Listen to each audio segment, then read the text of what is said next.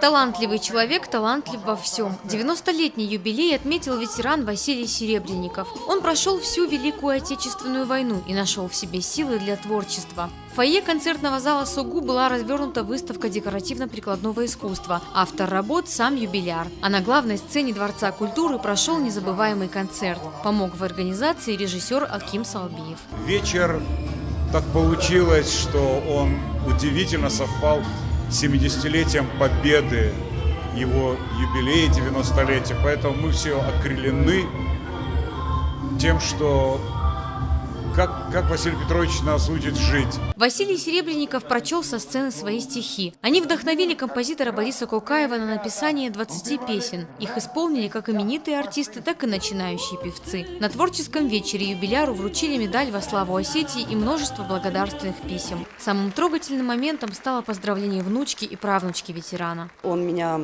воспитал, у меня железная сила воли.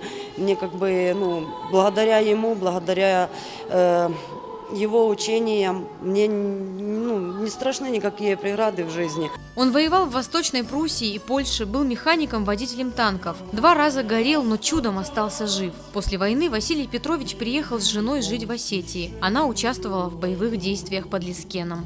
Поедем туда жить, где больше потеряла наша часть людей. А потеряла она 2400 человек, ихняя часть под Лискеном, защищая Северную Осетию в 1942 году.